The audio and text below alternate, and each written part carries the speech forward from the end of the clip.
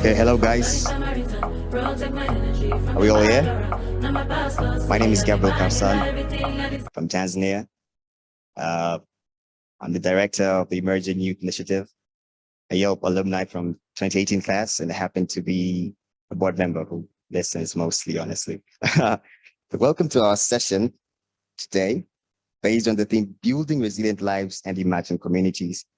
The name of our session today regards on governance, titled Why Governance of Society Must Be Right in Order to Build Good Societies and Resilient Individuals. As we can see, we have terms which are really important simply in its nature, like good societies, individuals, and resilience. When you ask, what does that mean actually, especially in these times, it might be difficult to really comprehend. When the pandemic started last year, different governments had different ways of dealing with it. Like in Tanzania, we never had a lockdown. I don't know how it is to live on curfew, but we were hit by the pandemic as well. It's a pestilence that we all suffered. Different countries use different strategies by locking down, keeping their citizens first in the theoretical nature. But I might start with the question to say, which is better, to die from a pandemic or to die from poverty because you're locked down and you have nothing to do? These two questions all have meaning because they're two different kinds of people, but the more we are more open to perspectives, we'll get to understand. Because right now, we have a woman president in Tanzania, which was born from Nyerere. I think he said Nangatuka. It's a Swahili word which means I'm leaving. At a point where he was democratic leader, had everything, you know, an African elite. He could have chosen to say, like, I can be president for life, but he chose to reflect in his character and he said, I am leaving so I can set president to a more democratic Tanzania with good governance and individuals, because he was part of a good society. And a good society creates good government structures. From what I said from my perspective in Tanzania, I would like to welcome our speakers, beginning with Annet Mbabazi, who is a governance specialist and member of the faculty of the Institute. From what I said, Annet, I would like to hear your perspective uniquely with local comparisons on the theme today and how you see it based on what I said. Karibu. Thank you, Gabriel. Good evening, everybody. I'm really glad to be here on this discussion. But first, I thought we had a keynote speech, no? No? Okay, right. So the topic, as Gabriel has put it, that this entire time we've been talking about building resilient lives and imagined communities, and now we're introducing this aspect of governance. The way I see it is that governance underpins service delivery.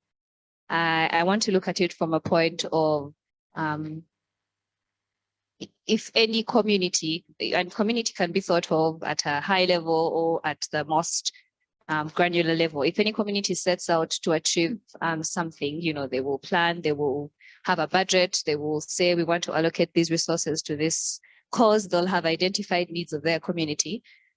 Those things can all be great on paper, those things can all be great on ideally. But if there are no systems and structures and processes to allow those things to happen, and a lot of that is around how we govern, and by that I mean how the leaders, you know, manage or implement all of these grand plans we have, then we might as well forget about those communities achieving those goals. So I want to think of it from the point of, say, I mean, in East Africa now, we've all integrated our timelines for budget, you know, for our budgets and our financial years. If we say a certain community is going to set out to build a school here, upgrade a health center from this level to that level, and maybe build a bridge to connect two villages. And all of this is put in plan and put in a budget. And then, you know, there are local councils, there are different systems that exist for that. But if we don't have accountability and transparency in those processes, then that's not going to happen. So for me, at the core of governance, I believe, is creating a greater system and creating incentives around accountability and transparency to not just to the citizens, but in a way that it is shared, not in the sense that you always have, they like to call them in the development world, they like to call them, they like to say demand and the demand and supply side. You don't always need to have people asking for their services. Where are health centers? Where are our schools? Where is this? But you want to create certain ownership for governance. So I don't look at how our countries are governed or how our communities are governed as the responsibility of just the government. I think that it has to be a shared responsibility, and it has to be accountability that is two-way, accountability that is twofold on the side of the communities that are supposed to be receiving these services, and also on the side of the government that is required or has been positioned to provide them. So I think that in thinking about resilience, we kind of have to dismantle this entire, there's a government side and there's a beneficiaries side. I think that we need to find a way to create a meeting point where, there is sort of like dual accountability in building our communities and in being accountable to each other and being transparent. Of course, it goes without saying that we know one of the bigger problems in this issue is, corruption, right? And let's say even if you are to use it from a range of, corruption takes different forms: abuse of office, like fraud, swindling government or public funds. But if we want to think of it as okay, corruption is a problem of the corrupt, right? But is it only a problem of the corrupt, or is it also a problem of other community members who are silent about, these things that are being perpetrated? So I think that for me, in imagining a community or a society that is better governed, I see a partnership between the public and the government. That's really like an ideal for me to see, where accountability is not just from a point of, okay, the government hasn't done this, hasn't done that. Let's keep banging up on that drum of they're incompetent, they're unable to, but getting ahead of it, like seeking to work these partnerships where communities can be brought into budgeting processes, where accountability can go before the government fails, where we can have, community monitors who volunteer their time, who feel the need to say, I'll go check on the hospital and find out if there's actually a doctor there. So that it's not a point of I'm going to report somebody, but rather just create that shared responsibility towards, how things are governed in our different communities. And I believe this can be something that starts as an individual. The last time you walked by a road and saw that it hadn't been maintained that day, did you feel the need to report to the right person? And by report, I mean make known of the challenge, not necessarily, let's blame KCCA. KCCA didn't do this. Or like, do we have a personal responsibility to what's actually happening around us? So for me, I feel like it's a lot of a mix of personal, but also just that melting point with the government responsibility, but also ourselves as communities and individuals. Thank you. Thank you for that. It's interesting that you said about transparency and accountability and the role of institutions from a personal level to more a society level, because a society has to be built with some attributes that you said. And when you account for that, it's easy for it to sort of like regulate itself. That's very nice. I would like to welcome Moses Gashirabake, who's joining us on Zoom. He is the Chief Executive Officer of Gashi and Partners in Canada. And from what our lady said right here, Annet Mbabazi, how do you take that and how do you make it your own in terms of our topic and the themes that you are needed to create an accountable, stronger community and a good society that can take Africa further? Yeah, thank you, Gabriel, and thank you to the Leo Africa Institute for inviting me to contribute to the discussions. I remember I have in the past been a participant in Uganda, and due to the pandemic now, participating virtually. So thank you very much. So in regard to the topic, I think Ms. Mbabazi gave some really important points. in regard to how citizens also must be accountable to basically encourage the government to deliver the services. And when we look at it, I think leadership as well has to also happen within the private sector. So industry has to also contribute to the efforts that the government is participating on. Maybe I'll give a little bit of an example. I studied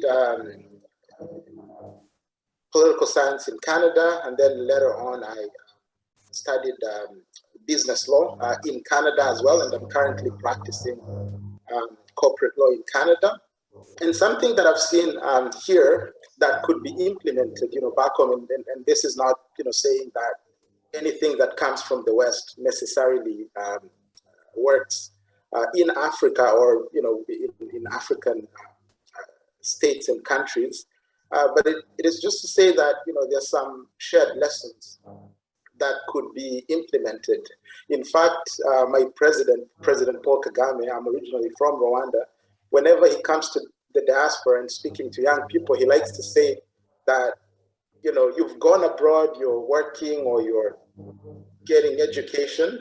One thing that you should do is that you should learn the positive aspects of governance, of culture, and any other positive aspects of the countries where you live in the diaspora, but any negative ones don't come with them to Rwanda. So in terms of the positive ones, I think, you see a huge role of the private sector. So private banks, law firms, accounting firms, companies that are manufacturing in the manufacturing industry, in technology, coming in to participate in governance and giving opinions about government policies and government laws, and saying if you, for example, do not intervene in a particular way, then there's going to be a negative effect in the number of jobs that are being created. So really, I'm looking at it from the fact that good governance is not just something that the government works on alone, but there has to be the citizens holding government accountable, industry, and of course the government as well, doing the work to deliver. The other point that I think is important, of course, leadership, as Ms. Mbabazi said as well. Without good leadership, then there won't be good governance. And without good governance, then we're not going to see development. So economic development, social development, and political development as well. So are we able, as you, Gabriel, mentioned, to have leaders who come in and when their terms expire, they hand over power to be able to develop the political system, not having leaders that stay on for years and years, and as you stay on longer, and unfortunately in Africa we've seen that sometimes it could be negative. And I'm not saying that all the leaders that stay on in power are doing a bad job, but unfortunately political science has shown that the longer you stay, the more corruption may be rampant, the more the systems of governance might become weakened. So are we able to transfer power peacefully? The last point that I want to touch on is that good governance does not happen on its own. So in order for good governance to be sustained, there has to be peace and there has to be order. So within the processes of government. So peace is essentially security. So without security, we cannot be able to develop. And we see it on the African continent where, for example, I've seen the other panels talking about it. These challenges with mobility within the different African countries. And the argument is always, security. We're not able to secure our borders. So I think for us as Africans, whether on the continent or outside of the continent, we need to think about how we need to promote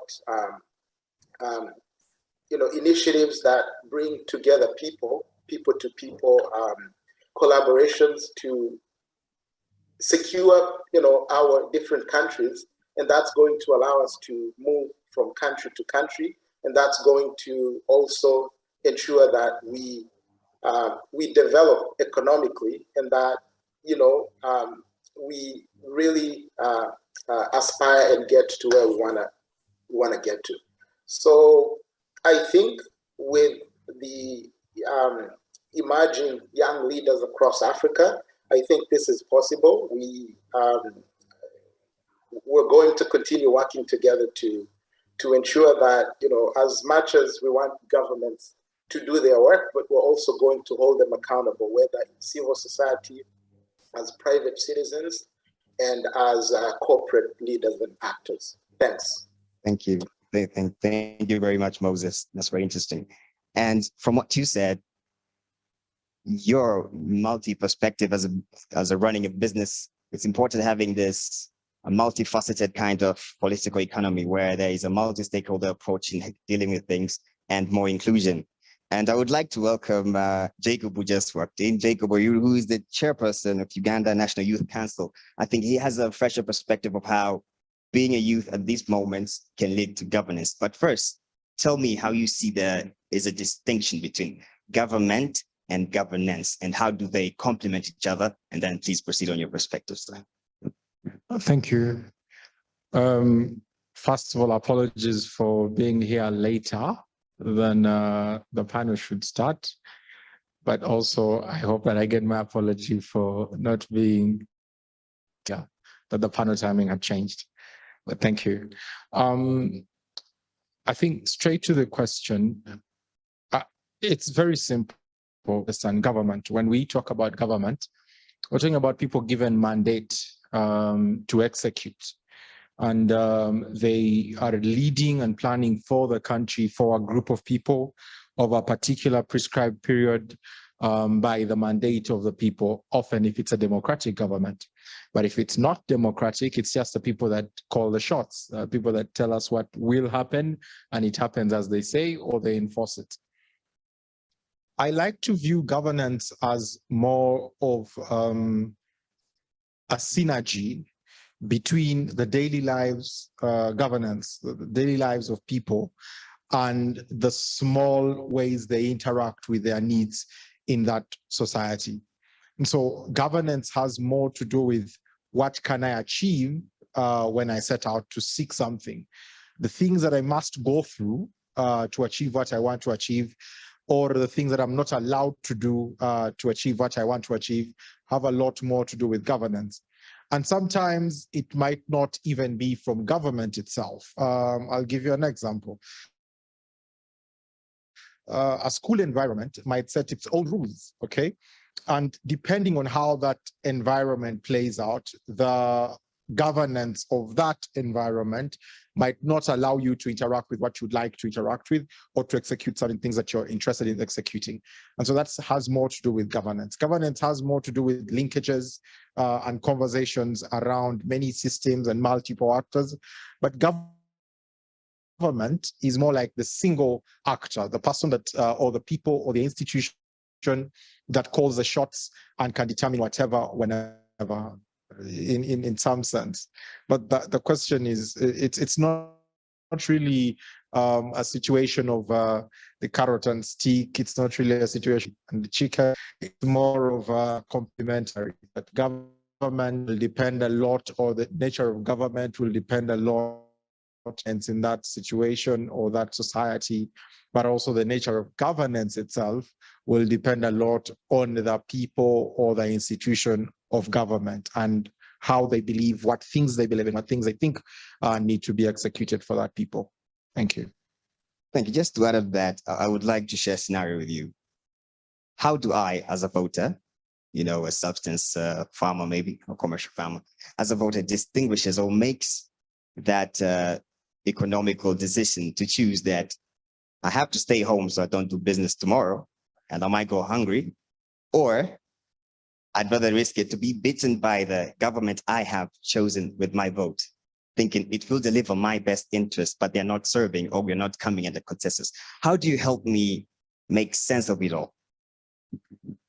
Well, there is very little to make sense of when it comes to politics. It really is served by the politician. The politician will campaign on what they think will make them win. And depending on how gullible the voting population is, or how literate, or so to speak, civically capable that population is, politicians get their way in many a society.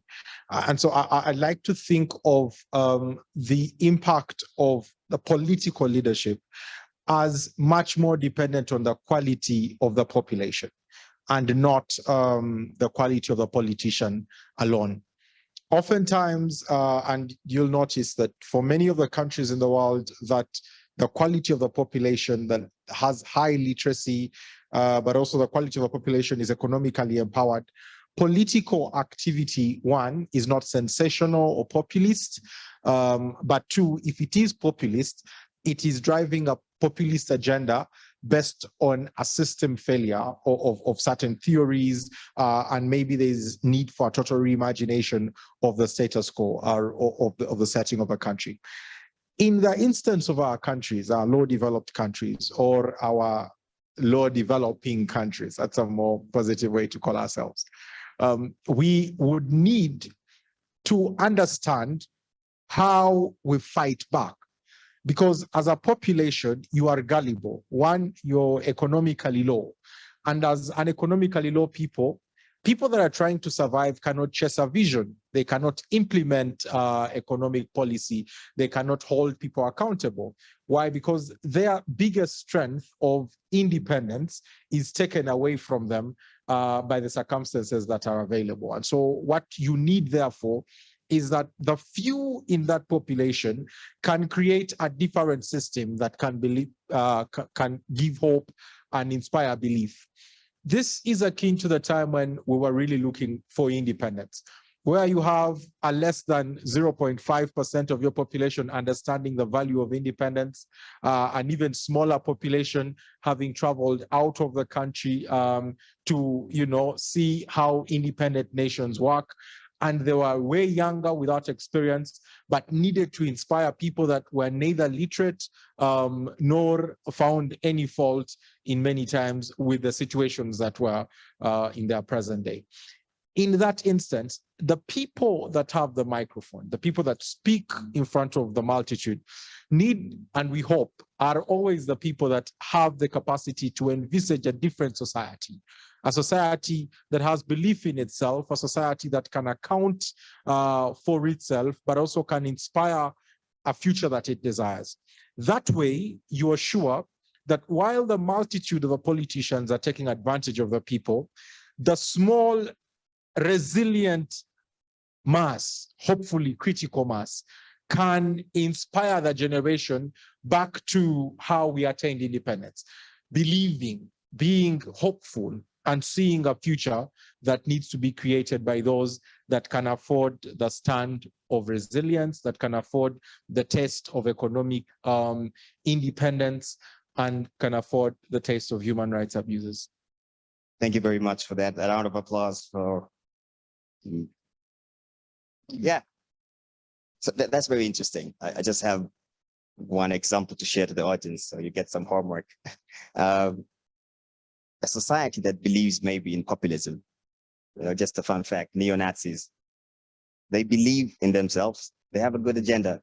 Maybe from what they think, all they're doing is being resilient to the cause that, has sense for them, maybe mentally or physically, historically, or their identity, how they're built as human beings is attached to that. And that's how they reflect truth and position of society that they have helped build, maybe, How do you know that what they're doing is right or wrong? And what parameters can we use to create those attributes to make it true or not? Because how do we find truth? I think that's the question. I don't know, I'm not a philosopher, but you'll find out. So the interesting thing is that how do we really appeal to the ideals of truth, objectiveness, and how do we put this into an informed citizenry, which can create independent thinkers who can have this sort of questions and ideas And when they come together, they can complement one another to create progress. And with that, I would like to welcome Ms. Lyndah Mwaura, founder and CEO of the Leona Foundation's Fellow Class. From what you have heard from all of us, this interesting dialogue, I want you to share your perspective based on the theme, having good societies, good individuals, as well as resilient envisioning communities to take Africa further. Thank you so much, Karsan. Please alert me if I'm audible enough. Yes, you are. Please proceed. Oh, thank you so much. It's exciting to be having such a discussion. And I agree with my colleagues that governance is all about accountability. But as much as it is about accountability, I also believe that it should be participatory. That is, the communities should be involved, the government leaders, the civil society organizations, faith-based organizations. It should be participatory. I also believe that in all aspects of governance, it should be consensus-oriented, because at times we find that there are systems that are governing us, but some of them are imposed. So I think it's very important for us to understand that it should be consensus-oriented. And also, I believe, as we are having this conversation, I believe good governance leads to good management of resources. And when resources are managed well at national levels, community levels, it ends up in helping in the realization of human rights. But at the same time, if there is no good governance, we have seen what happens in our communities. The people at the community level end up feeling oppressed. Yet, when we are doing all this, Africa is very rich. And most of the times I like looking at Africa as a glass half, instead of half empty, half full, because Africa is rich in ideas, rich in information and all that. Africa is also very rich in policies. We are rich in having strategies, 5-year plans, 10-year plans. But one thing I would want to bring to the table is we have all these beautiful policies. We have all these beautiful strategies, but they are shelved. And we know this may be a half truth and a half not true, but we know many Africans are not readers.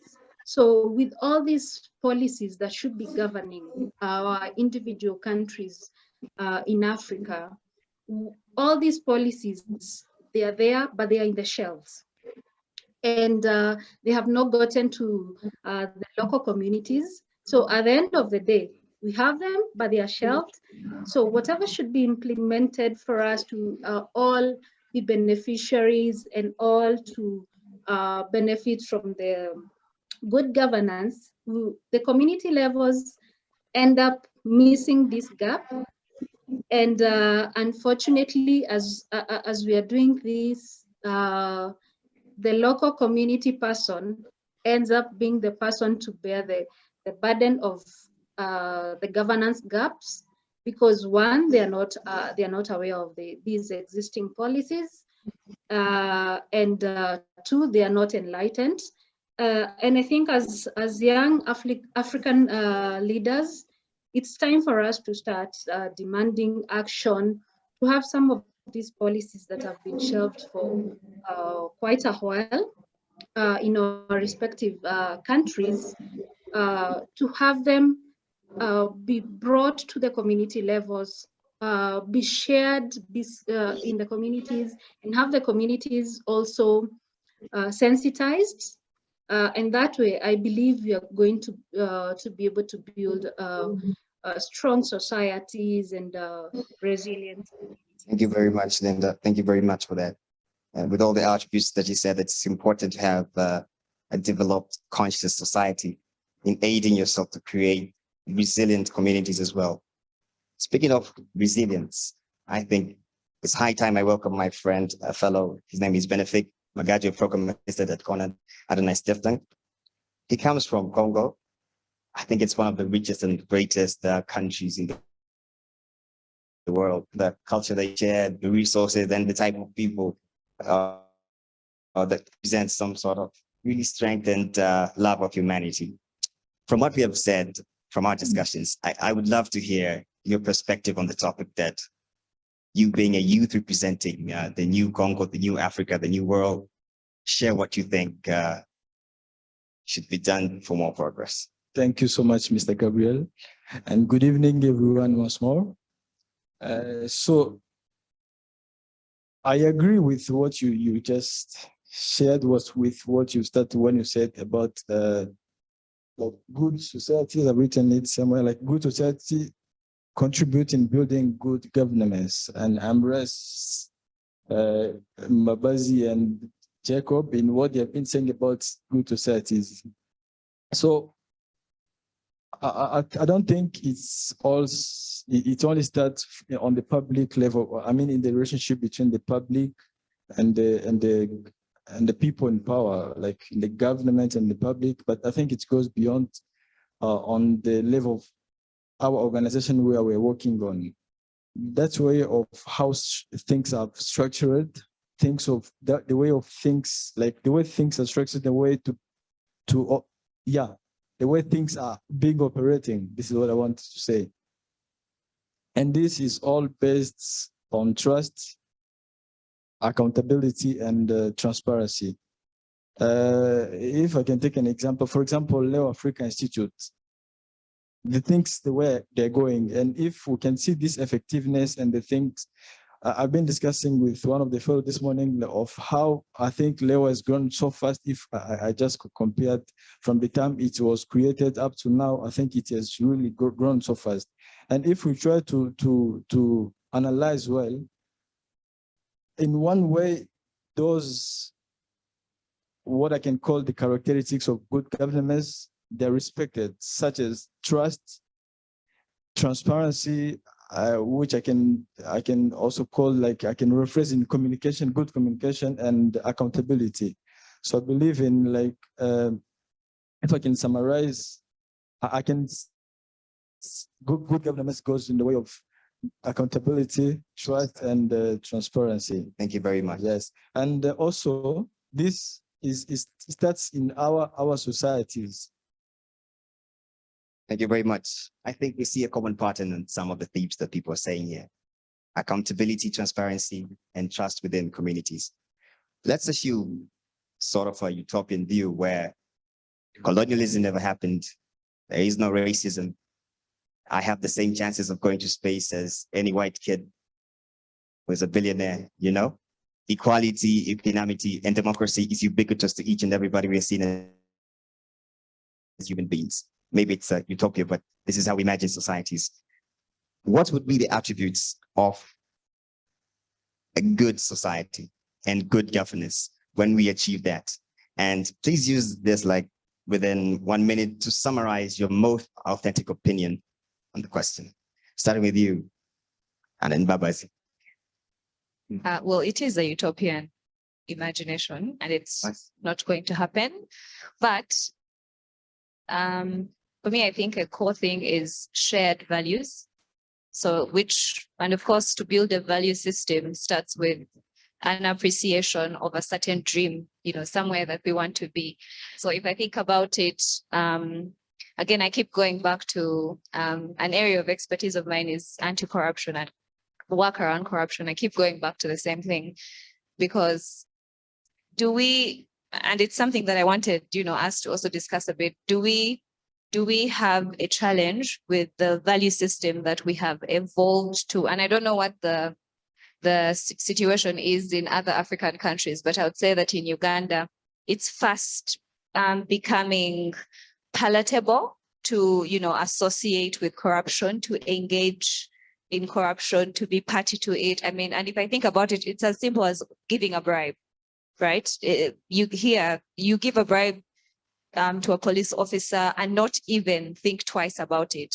You can't necessarily do the same thing in Rwanda, but I'm saying that there's a certain value system that we are allowing to seep into our community, into our country, Thank you, that I Mbabazi. believe is more dangerous than we are letting on. So for me, one thing that I would take away is rebuilding this value system in Uganda. Thank you for that. Moses, you have 1 minute. What are your attributes? Moses, if you're online. Yeah, thank you very much. For me, it's a society that is secure in terms of its economic opportunities for everyone, that is secure politically, so anyone can participate politically, and secure from a social perspective. Do you have access to housing, healthcare, and anything, education, and anything that a human being needs to thrive in their society? Thank you. Thank you very much. Lyndah, if you're online, please say your attributes. You have 1 minute. I think for me, I'll sum it up with one word: empathy.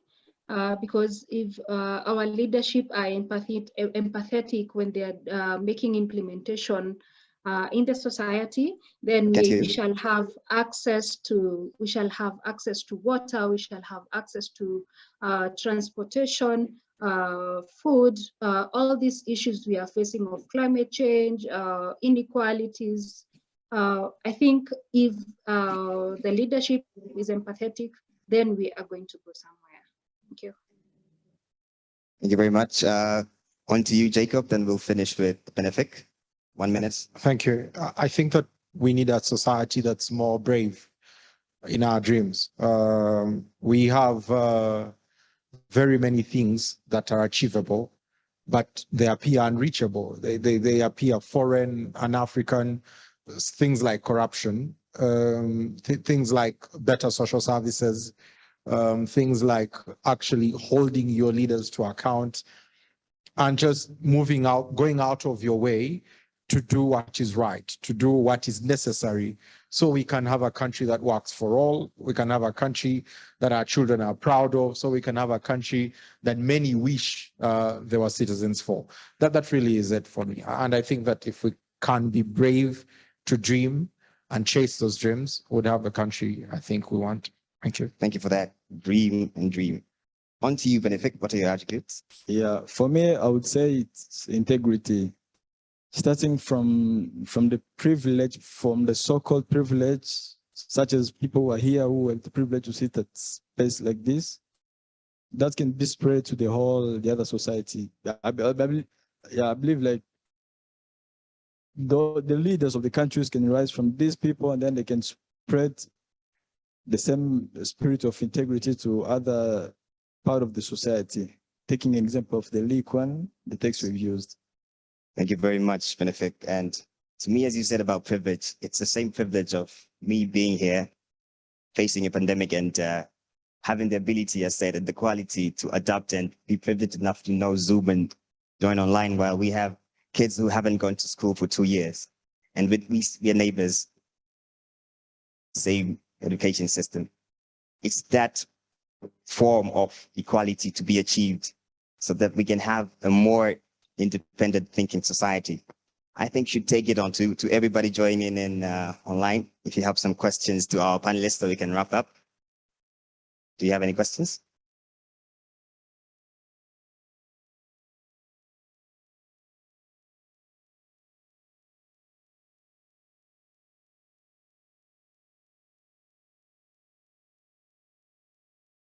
No question.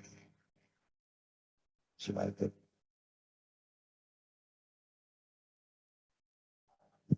I will ask the question. Oh, we have a question. Yes, thank you. Thank you. Thanks everybody for your insights and sharing your leadership stories. I wanted to ask you, Karsan, maybe to share your experience of the transition from, I mean, you have a president in your country who died as a result of COVID, and you have a new leadership. So what was that transition like, and what has that meant for Tanzanian society? And for Jacob, now you lead the biggest organization for young people. You have, I mean, we've had these conversations about the responsibilities that you have to the Ugandan youth by being the example, by being the voice, by being the inspiration. I would really like to hear, as we talk about good governance, as we talk about societies that sort of shape individuals who are resilient and inclusive societies, it would be good to really hear what your vision is and what you're doing with other young people to achieve that. Thank you. Thank you, Ariel. Well, if I should begin, I should say there is a reinforced belief in democracy and the democratic system, where it is based on equality, that one day a Black Muslim woman can become president of Tanzania. One, that form of equality and belief that we can be equal to create a vision of a society we want and we will achieve it, translating one policy and one vote to another in achieving all that. And the other thing is, it's important to have individual qualities that can reflect to your leadership value. I think that's what we have said here a lot throughout the session, that the individual himself or herself represents a version of a society that they come from. Magufuli had a different vision and a different style based on the character that he was. And Mama Samia was the VP. The transition went well democratically, but we see the same people who were there, but translating differently to a different leader in pushing an agenda which is more inclusive and which is more inspiring, but still development was achieved. So I think it's important to know these individual characters as a leader, as a person, and know what is true to you and your society in creating something you can all work for. Thank you. Jacob?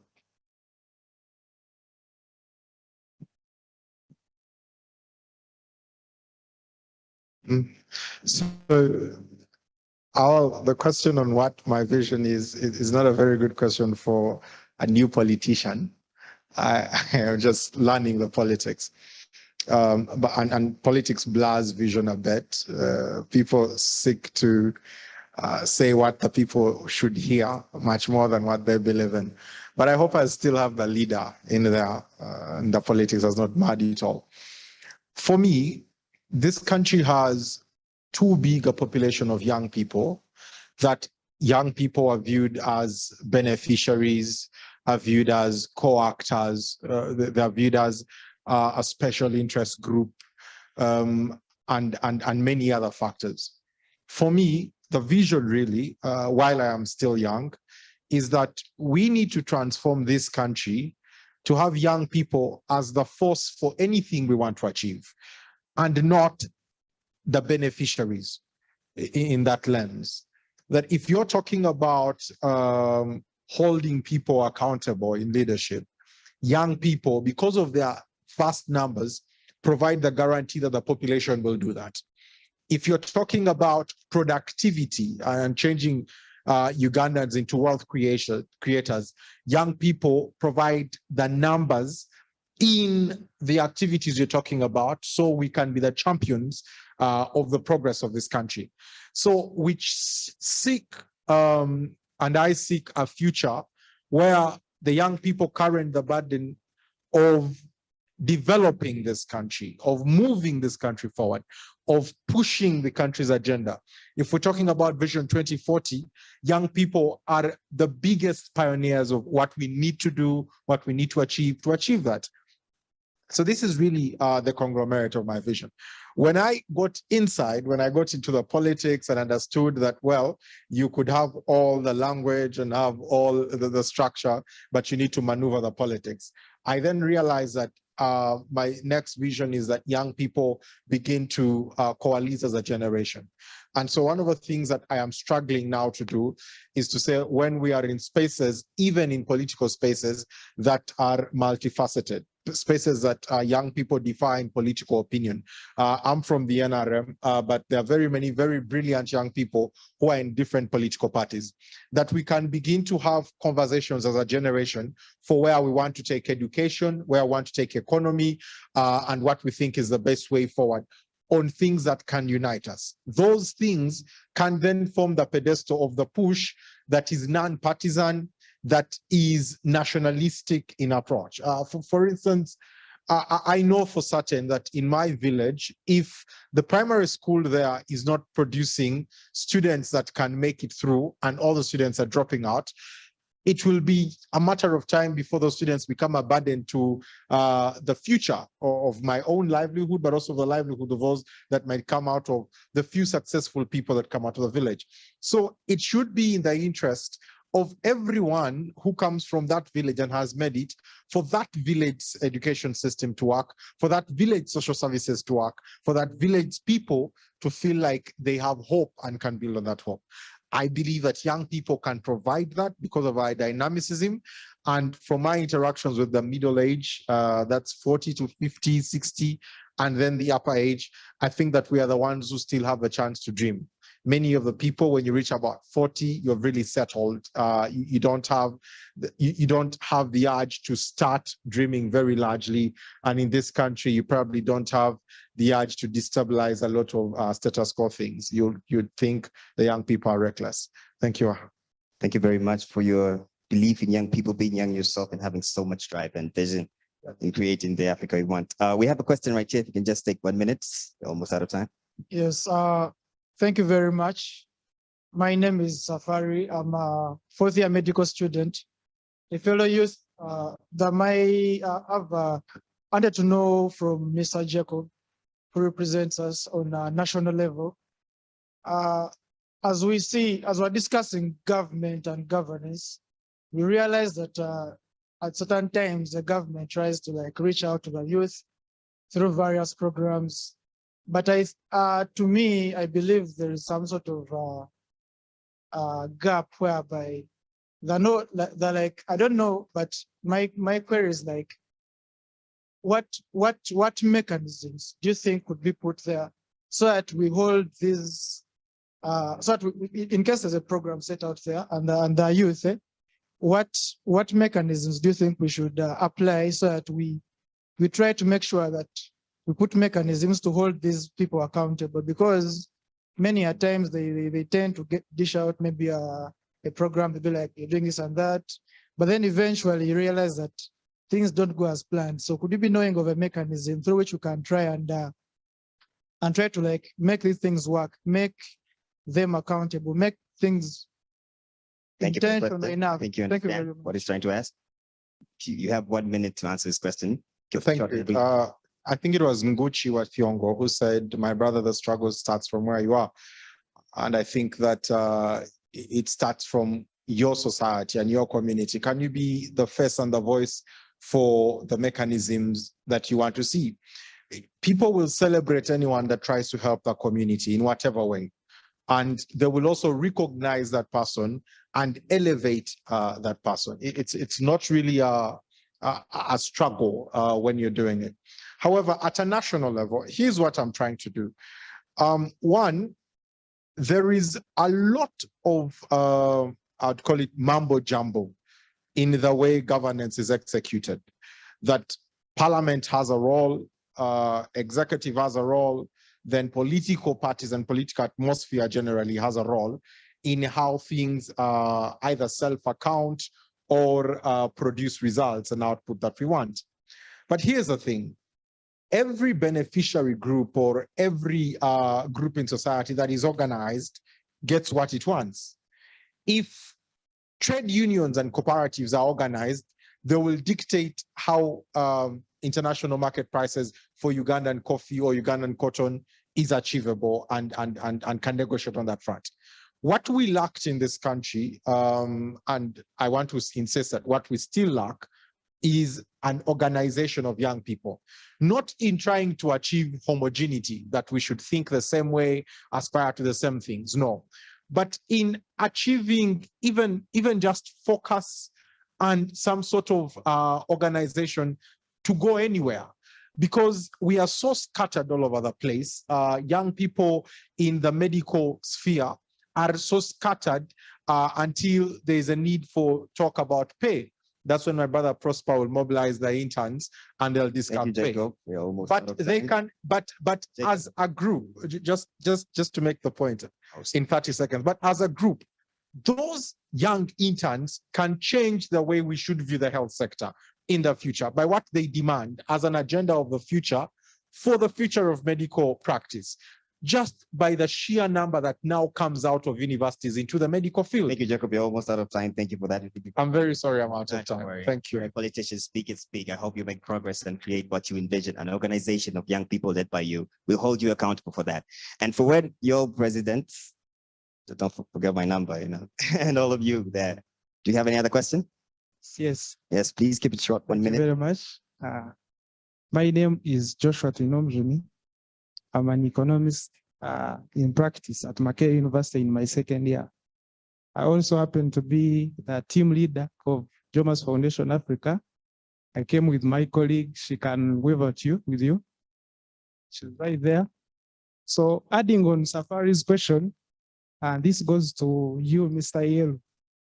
I was seated there and searching about the youth, the percentage of the youth in Uganda. 77% are below 25 years of age. This really shows that we are still young, and I don't know.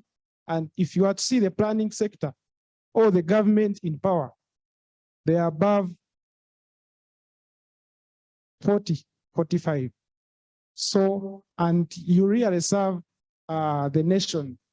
So how can we be addressed, or how can we take the planning sector of the country so that the services can reach to us? Thank you. Thank you for your question. Again, Mr. Politician. Looking at my co-panelists and I'm saying, this is the challenge of being voted. Everyone feels the questions belong to you. Yeah. But well, so we have mechanisms in the country through the National Youth Council, through youth members of parliament, through which we can be involved in planning. But there are also citizen involved processes like community budgeting and many other things. I'm beginning to buy the view that while there is participation and this guarantees participation at the grassroots level, if you're trying to achieve planning and influence planning at a national level, your biggest hope should be on the national actors of your representation.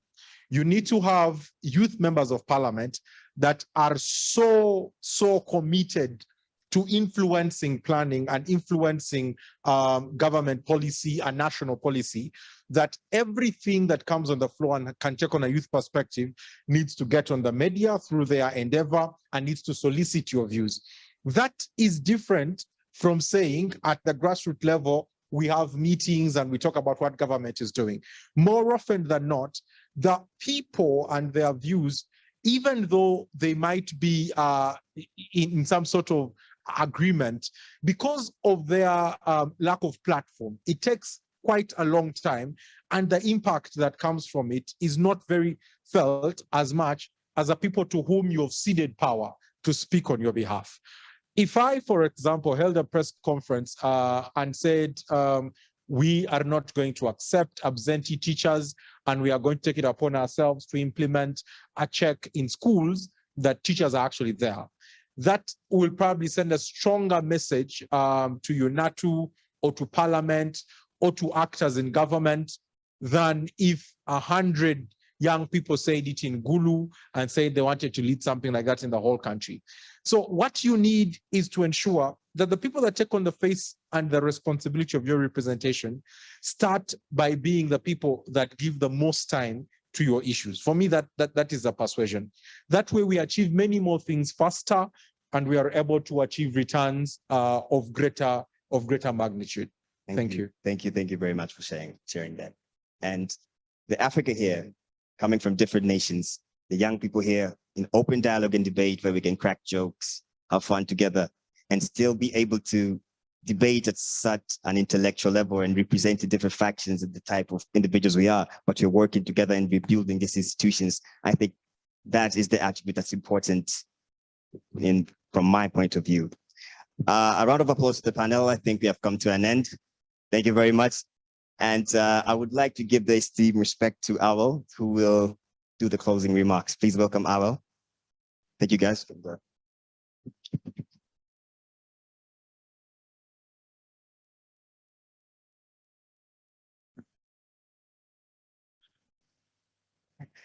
Thank you, Gabriel, and thanks to everybody on the panel. That was a good way to end it. How do we govern our societies? Everything we're talking about, if we don't govern our societies right, we don't get the good leaders who have the values and people at the center of the work they're supposed to do, that will remain a big challenge to achieve the things we're talking about. So thank you, everybody. Thanks to everybody who joined us online. We dared to discuss the future of society at this conversation. We dare to imagine the kind of individuals who live in these societies of the future. And we also went away with some ideas and suggestions of what we need to do or what we could be. So there's so much to reflect about this from this year's conversations.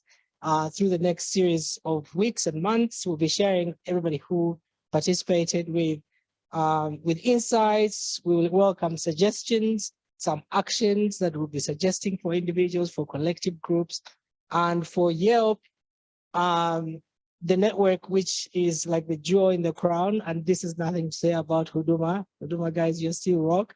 But that, tomorrow is like the most important day, I think, of this meeting.